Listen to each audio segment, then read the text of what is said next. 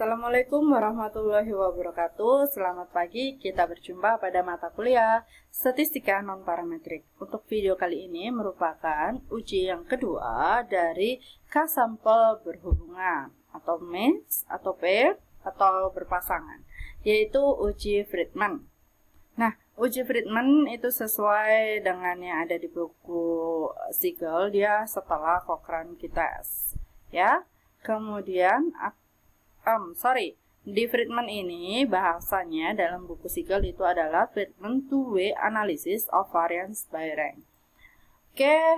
Fungsi dari uji Friedman itu ketika data dari K-sampel yang cocok berada setidaknya dalam skala ordinal, analisis varian dua arah menggunakan Friedman berdasarkan peringkat itu berguna untuk menguji hipotesis nol seperti K-sampel yang diperoleh dari populasi yang sama. Karena K-sampelnya cocok, maka jumlah kasus sama di setiap sampelnya. Pencocokan dapat dicapai dengan mempelajari kelompok mata pelajaran yang sama di bawah masing-masing kondisi K. Atau peneliti dapat memperoleh beberapa set masing-masing terdiri dari K subjek yang cocok dan kemudian secara acak menetapkan satu subjek di setiap set ke kondisi pertama.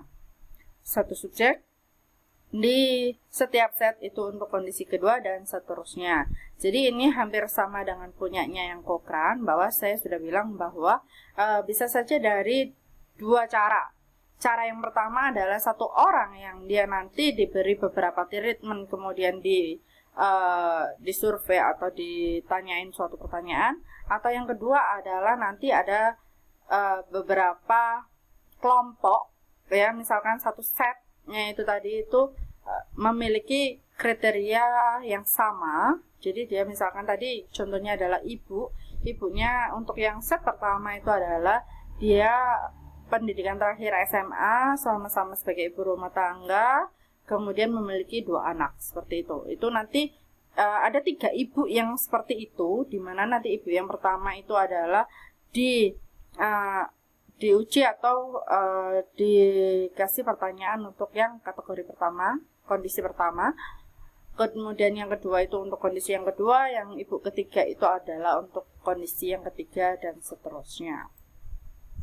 Jadi di sini contohnya, jika seseorang ingin mempelajari perbedaan dalam pembelajaran yang dicapai dalam 4 metode pembelajaran. Berarti dari sini kita tahu bahwa K-nya itu adalah 4, ya.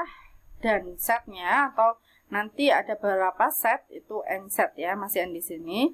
N-nya itu adalah banyaknya anak yang akan diberi 4 metode pengajaran tersebut, di mana 4 anak itu nanti satu setnya, yaitu dia memiliki usia, kemudian pembelajaran sebelumnya, tingkat kecerdasannya, status sosial ekonominya, dan motivasinya bisa saja sama. Kemudian diambil secara acak atau menugaskan satu anak dari setiap satu set untuk pembelajaran A, satu untuk B, satu untuk C, dan satunya lagi untuk yang D.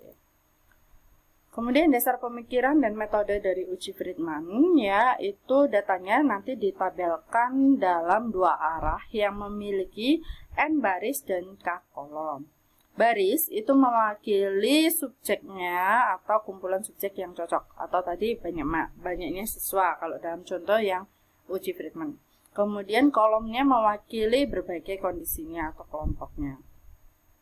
Jika nilai subjek yang disajikan dalam sebuah kondisi sedang dipelajari, maka masing-masing baris memberikan skor dari satu subjek dalam kondisi K. Nah, data tesnya itu adalah peringkat. Kemudian skor di setiap baris diberi peringkat secara terpisah. Jadi pemeringkatan ini nanti dilakukan adalah per barisnya. Artinya dengan K kondisi yang dipelajari berarti peringkatnya itu dari 1 sampai dengan K. Kemudian uji Friedman ini dia menentukan apakah ada kemungkinan bahwa kolom peringkat yang berbeda berasal dari satu populasi yang sama. Nah, misalnya kita ingin mempelajari skor dari 3 kelompok dalam 4 kondisi. Di sini berarti ada kondisinya itu 4, berarti K-nya 4, kelompoknya itu ada 3, berarti ABC itu adalah kelompoknya kondisi 1, 2, 3, 4 ini ya. Kemudian skornya nanti dia sebenarnya nanti ada skor, misalkan di sini adalah diberi nilai 1 sampai 10. Kemudian nanti si kondisi 1 itu nilainya 9, 4, 1, 7 ya. Grup A-nya adalah seperti itu, grup B-nya seperti ini, grup C-nya juga 9, 1, 2, 6. Kemudian untuk melakukan uji tes Friedman pada data ini, pertama-tama kita harus memberikan peringkat dulu pada setiap barisnya, dimana masih ingat skornya 1 hingga K. K-nya ada 4, berarti 1 sampai 4. Hasilnya seperti ini. Karena ini dalam satu baris tidak ada data yang sama, berarti tidak ada koma-koma, semuanya sesuai peringkatnya. 1, untuk peringkat 1 itu adalah yang terindah, yaitu peringkat 1. Kemudian nilai yang tertinggi 9, berarti dia peringkat yang tertinggi, yaitu 4. Hasil dari pemeringkatannya adalah yang tabel pink, sedangkan yang belum diperingkat atau skor sebenarnya itu adalah yang biru. Setelah itu ya nanti hipotesis nolnya itu adalah semua sampel kolom berasal dari populasi yang sama. Jika hipotesis nolnya ini benar, maka distribusi peringkat di setiap kolom akan menjadi masalah kebetulan, dan dengan demikian kita mengharapkan peringkat 1, 2, 3, dan 4 muncul di semua kolom dengan frekuensi yang sama. Jadi inginnya itu nanti apakah 1 di setiap kolomnya itu sama, berarti ini kan kelihatan bahwa nanti ini 3 dan 4, ini dan 3 dan 4, sedangkan kondisi 2 dan 3 itu adalah cuma 1, 2. Jadi nggak rata ya, seperti itu. Atau mungkin nanti bisa saja di grupnya, kelompoknya itu diberi yang lebih banyak lagi. Nah, ini akan menunjukkan bahwa untuk setiap kelompok itu adalah masalah kebetulan di mana kondisi skor tertinggi terjadi dan di mana kondisi yang terendah terjadinya. Yang akan terjadi jika kondisinya benar-benar tidak berbeda. Jadi, kalau benar-benar tidak berbeda, semuanya ada. Jika skor subjek tidak bergantung pada kondisi, himpunan peringkat di setiap kolom akan mewakili sampel acak dari distribusi persegi panjang yang terputus, yaitu 1, 2, 3, dan 4, dan total peringkat untuk berbagai kolom akan hampir sama. Jika skor subjeknya bergantung pada kondisi, yaitu jika H0 salah, maka tingkat peringkat akan bervariasi dari satu kolom ke kolom lainnya. Sebanyak kolom itu semua berisi jumlah kasus yang sama. Pernyataan yang setara adalah bahwa di mana H0 tingkat rata-rata dari berbagai kolom akan hampir sama. Uji Friedman menentukan apakah total pangkatnya, yaitu RJ-nya, berbeda secara signifikan. Nah, untuk melakukan pengujian Friedman, itu kita akan menghitung nilai statistiknya yang disimbolkan dengan C² R kuadrat. Oke, nah, bila jumlah baris dan atau kolom tidak terlalu kecil, maka dapat ditunjukkan pada yang bukunya Friedman 1937, itu dia akan berdistribusi C² dengan derajat bebas adalah K-1. Rumus dari nilai yang Friedman-nya tadi, C² R kuadrat, C² R itu adalah 12 per N kali K kalikan K plus 1 jumlahan C sama dengan 1 sampai dengan K R C yang dikuadratkan. Nah, ini dikalikan dulu dengan ini, nanti hasilnya baru dikurangi 3 kali N kali K plus 1, dimana N itu banyaknya baris, K itu banyaknya kolom ya. Kemudian RC itu adalah jumlahan rank pada setiap kolomnya atau kolom kecil. Kemudian jumlahan itu kita nanti hasil dari pemeringkatan yang dikuadratkan itu totalnya berapa. Sebanyak distribusi sampingnya dari nilai Friedman tadi didekati dengan distribusi C² derajat bebasnya adalah K-1, maka probabilitas yang terkait dengan kejadian di bawah 0 itu menggunakan atau ditunjukkan pada tabel C pada lampiran di buku Sigel.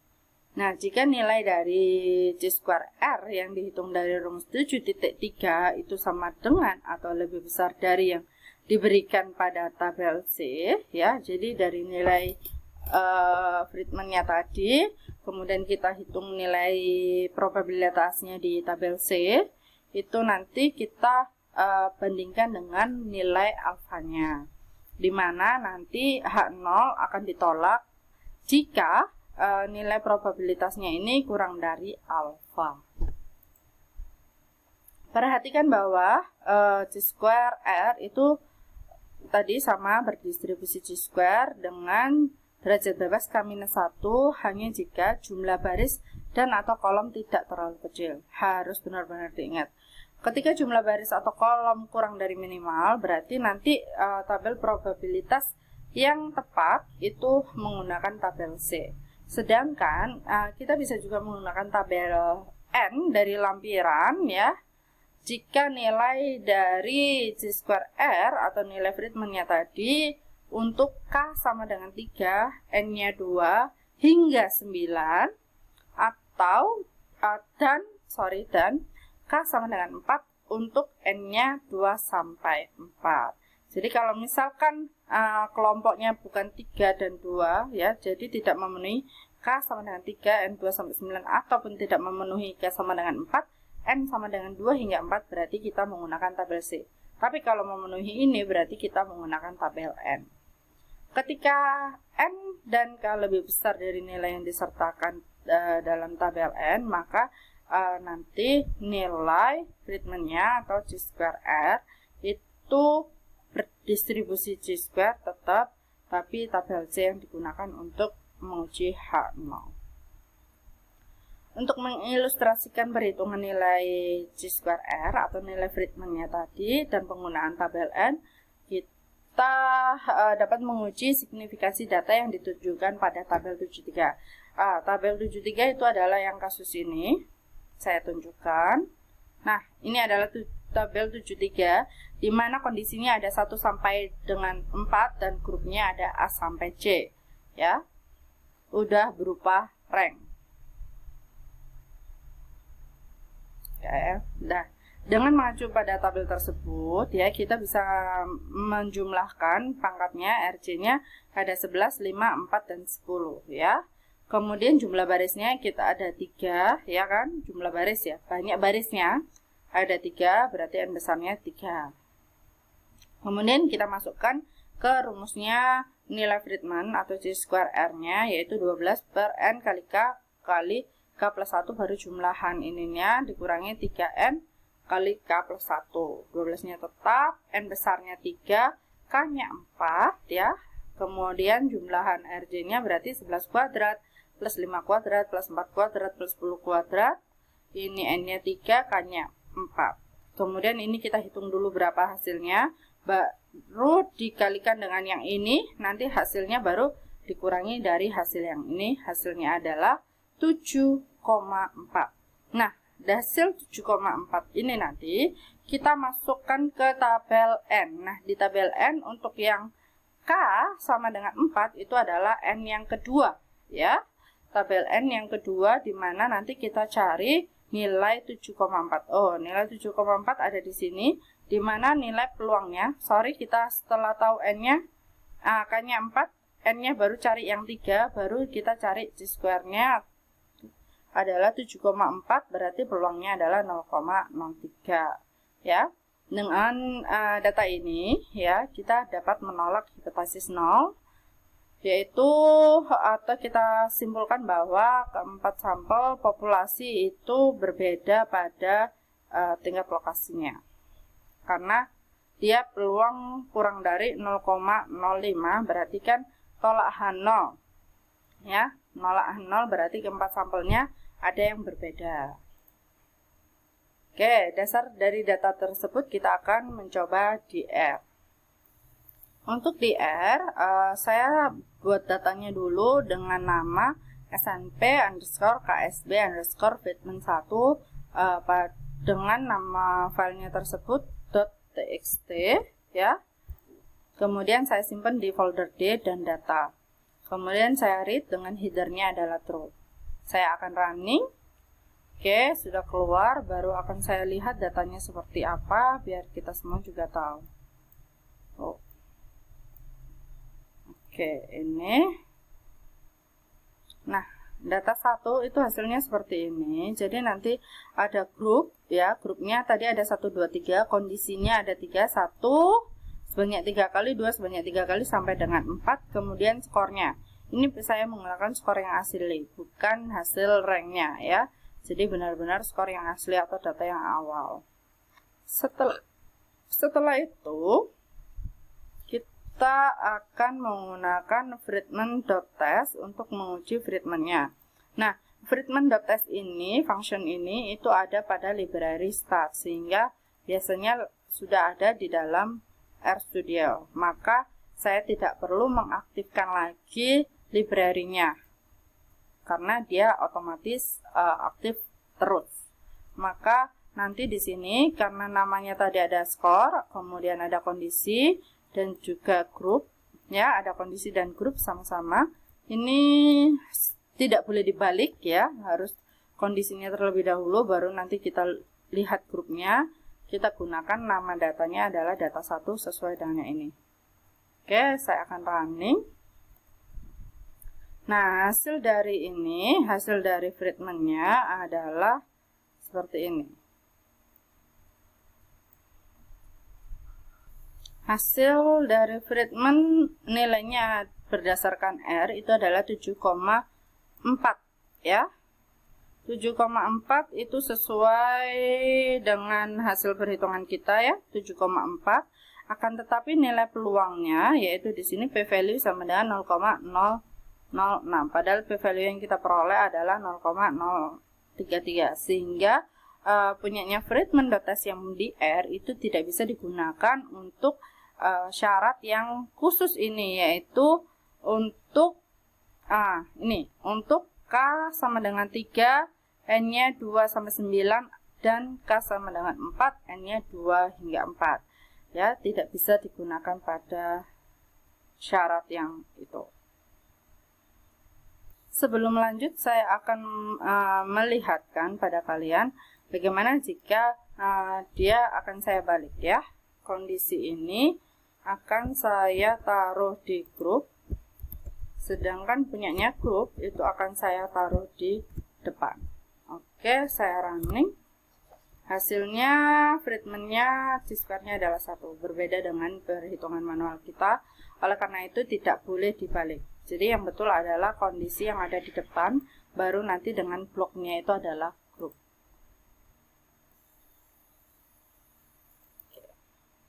Saya akan lanjut. Berikutnya adalah contoh untuk N dan K yang besar. Jadi N dan K yang tidak memenuhi persyaratan yang ini ya, K sama dengan 3, N sama dengan 2 hingga 9, K sama dengan 4, N sama dengan 2 hingga 4. Jika tidak menggunakan tidak sesuai dengan itu, berarti kita bisa menggunakan rumus yang ini atau tabel C yang kita gunakan. Contohnya ini adalah dalam sebuah studi tentang pengaruh 3 pola penguatan yang berbeda pada tingkat pembelajaran diskriminasi pada tikus. Nah, 3 sampel yang cocok ya, itu K-nya ada 3. Dari 18 tikus, 18 itu adalah N besarnya, dilatih di bawah 3 pola penguatan. Nah, pencocokan dicapai dengan menggunakan 18 set liter mates dan 3 set di setiap nanti 3 set di setiap 3 sampel yang cocok tadi itu adalah, maka dia 3 set. Meskipun ke 54, karena ini nggak mungkin ya satu tikus di treatment menggunakan 3 hal, maka liter mates itu harusnya dia kelahiran ya. Berarti ini adalah kita menggunakan 54 tikus, di mana tikus pertama, tikus kedua, dan tikus ketiga atau satu setnya ini tadi itu memiliki kriteria yang sama, sehingga nanti yang punyanya yang pertama dan yang kedua dan yang ketiga ini dilakukan untuk pencocokan yang pertama, ini yang kedua, dan ini yang ketiga, seperti itu.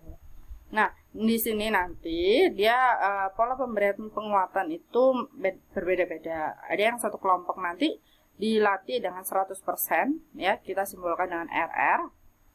Kemudian ada yang dengan penguatan parsial, di mana setiap rangkaian uji coba diakhiri dengan uji coba tanpa perkuatan.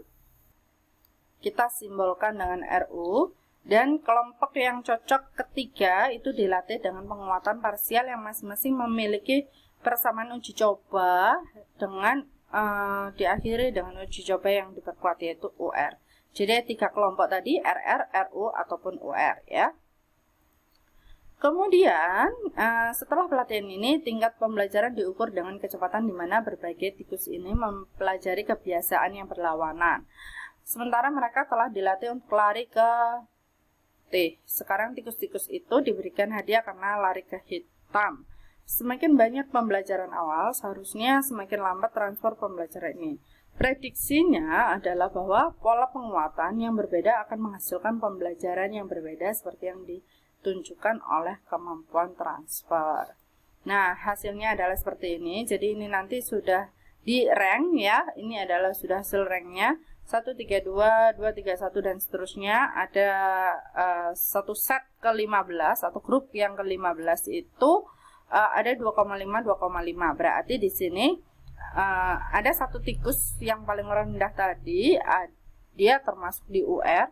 Kemudian hasil yang sama diperoleh pada RU maupun RR. Sehingga ranknya kan harusnya 2 dan 3. Karena dia memiliki data yang sama, berarti 2 plus 3 dibagi 2. Yaitu 2,5an. Kemudian kita hitung totalnya di setiap total tipe pembelaan. Jadi di sini tipe pembelaan atau pembelajaran itu sama aja. Itu adalah untuk yang RR 39,5, untuk RU adalah 42,5 dan untuk yang UR adalah 26. Kemudian kita lakukan dulu hipotesisnya, yaitu H0.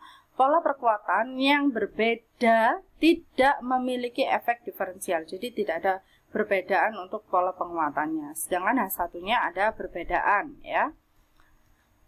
Uji statistikanya, karena jumlah kesalahan dalam transfer pembelajaran mungkin bukan ukuran interval dari kekuatan pembelajaran asli, analisis varian 2 arah non-parametrik dipilih daripada parametrik. Jadi istilahnya nanti dalam karena tadi kan dia mengarah ke hitam, mengarah ke putih seperti itu, berarti dia tidak datanya tidak berupa interval ataupun rasio. Oleh karena itu dia menggunakan statistika non-parametrik. Selain itu, penggunaan analisis parametrik varians itu juga dihalangi karena skor menunjukkan kemungkinan kurangnya homogenitas varian.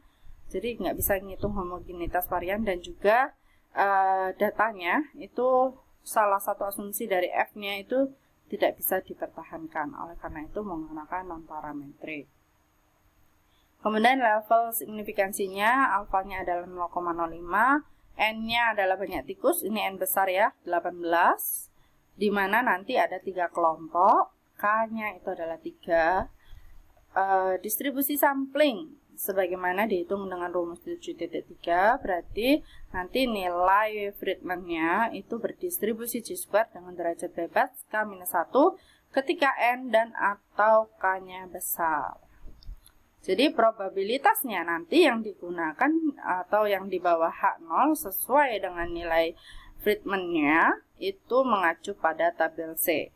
Wilayah penolakannya adalah semua nilai Friedman yang sangat besar sehingga probabilitasnya yang di bawah H0, hasilnya yang tabel C tadi, sama dengan atau kurang dari alfa sama dengan 0,05.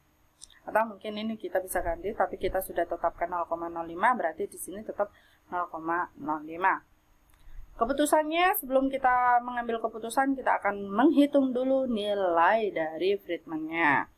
Tadi sudah tahu bahwa nilai RJ-nya di setiap C1 sampai dengan 3 itu adalah 39,5, 42,5, dan 26. Berarti ini dikuadratkan masing-masing baru dijumlah. Nilai N besarnya 18, K-nya adalah 3, kita masukkan dan hasilnya adalah 8,4. Kemudian kita merefer ke tabel C, di mana nilai Chi-square-nya atau nilai Friedman-nya itu adalah 8,4 dan derajat bebasnya K-nya adalah 3 dikurangi 1, hasilnya adalah 2. Berarti kita lihat cek di sini. DF-nya 2 di sini, baru kita cek ke kanan, nilainya tadi adalah 8. 8,4. 8,4 berarti dia ada di antara ini 3 ya. 4, 5, 6, 7, 8 berarti di sini. Nah, ada di sini di antara peluang 0,02 sampai 0,01. Berarti peluangnya ya kan di antara 0,02 dan 0,01. Karena peluangnya itu kurang dari 0,02, kita ambil yang terbesar, itu lebih kecil daripada alfa yaitu 0,05, maka keputusannya adalah tolak H0.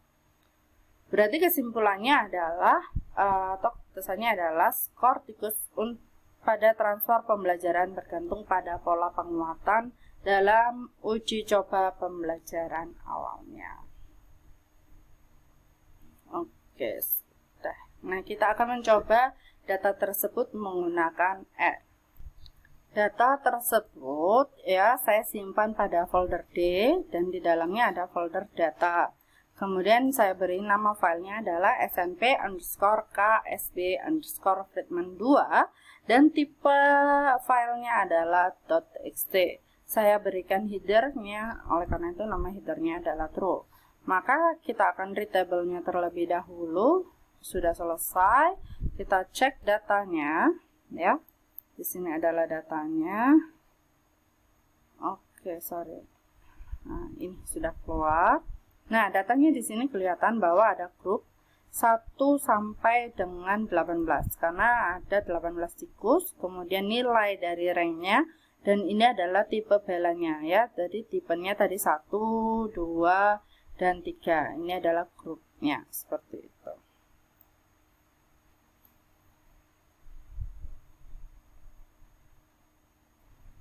Setelah itu kita akan melakukan pengujian Friedman. Jadi pengujiannya sama dengan sebelumnya, yaitu Friedman.test. Kemudian nilai hasil data duanya itu adalah tadi ranknya, ini adalah hasil pengujiannya, berarti ini rank. Kemudian di sini adalah tipe belanya, karena tipenya tadi kan ada 3 ya, 1, 2, 3, yang dia adalah RR, UR, dan satunya lagi adalah apa itu. Kemudian grupnya ini adalah dia tikus 1 sampai 18. Kemudian karena saya tadi memberi nama pada R-nya itu adalah data 2, berarti nanti datanya ini sama dengan data 2. Saya akan running. Oke, hasil dari Friedman-nya adalah seperti ini. Hasil Friedman-nya berdasarkan itu adalah 8,7042 dengan DF-nya 2 dan P-value-nya adalah 0,011288. Nilai dari Friedman yang dihasilkan di R 8,7042 itu hampir mirip dengan nilai yang digunakan pada perhitungan secara manual, yaitu 8,4. Akan tetapi ini selisihnya adalah 0,03 saja. Jadi ada selisih, tetapi peluangnya, karena peluangnya di sini adalah p-value itu hasil dari R-nya adalah 0,01288, itu masih berada di antara 0,02 sampai 0,01, sehingga sudah sesuai nilai peluangnya dan tetap lebih kecil daripada alfa, sehingga keputusannya tetap yaitu tolak H0 ya. Jadi ini dapat kita gunakan, hasil dari R ini dapat kita gunakan pada atau telah sesuai seperti perhitungan manual ya, baik dari nilai Friedman-nya maupun dari nilai p-value-nya, sehingga bisa kita gunakan ya. Sehingga sekarang kita akan menyimpulkan prosedur dari uji Friedman untuk kas sampel berhubungan. Jadi kita keluarkan skornya dalam tabel, atau kita buat skor atau ranknya dalam tabel 2 arah yang memiliki K kolom untuk kondisinya dan N baris untuk subjek atau grupnya. Kemudian kita beri peringkatnya 1 sampai K di setiap barisnya ya. Kemudian kita tentukan jumlah pangkat di setiap kolomnya atau jumlahannya ya. Jumlahan dari ranknya di setiap kolom. Kemudian kita hitung nilai Friedman-nya berdasarkan rumus 7.3. Setelah itu, untuk menentukan nilai probabilitasnya kejadian di bawah H0, itu kita bisa menggunakan tabel N ataupun tabel C ya. Nah, tabel N itu digunakan jika K-nya sama dengan 3 dan N-nya 2 hingga 9, atau kalau K-nya sama dengan 4 dan N-nya adalah 2 hingga 4. Kemudian untuk tabel C, kalau yang tidak sesuai dengan dua syarat ini, berarti kita menggunakan tabel C dengan derajat bebasnya adalah K-1. Untuk langkah yang terakhir, baru kita bandingkan hasil probabilitas kejadian di bawah 0 ya, berdasarkan tabel N ataupun tabel C dengan alfanya. Jika hasil peluangnya di bawah kejadian di bawah 0 itu kurang dari 0,05 atau alfanya yang telah kita tentukan, maka keputusannya adalah tolak H0. Untuk daya atau power dari uji Friedman itu sebenarnya kekuatan pasti dari uji Friedman itu tidak dilaporkan dalam literatur. Namun si Friedman ini pada 1937 halaman 686 dia melaporkan bahwa 56 analisis data independen yang sesuai untuk analisis uji F parametrik. Jadi dia menggunakan uji F parametrik, kemudian datanya yang sesuai dengan uji F parametrik itu dianalisa menggunakan uji Friedman non parametrik, dan hasilnya itu ini ya, hasilnya ini bisa ditabelkan seperti ini. Karena 56 analisa berarti totalnya nanti ada 56, dan dari sini dia mengabarkan bahwa uji Friedman itu lebih baik daripada uji parametrik K sampel K yang paling kuat. Jadi di sini kita lihat bahwa untuk yang totalnya penolakan, jadi ditolak itu adalah kalau menggunakan F ya, kalau menggunakan parametrik berarti ada 24. Sedangkan kalau menggunakan Friedman itu 9 plus 17 berarti 26 yang ditolak. Berarti di sini dia lebih baik yang menggunakan Friedman daripada menggunakan F parametrik, karena banyak yang ditolak itu menunjukkan bahwa dia lebih sensitif ya. Sekian dulu untuk uji Friedman, dan ini merupakan yang uji terakhir dari K sampel berhubungan. Terima kasih, jangan lupa untuk like dan juga subscribe. Bye bye.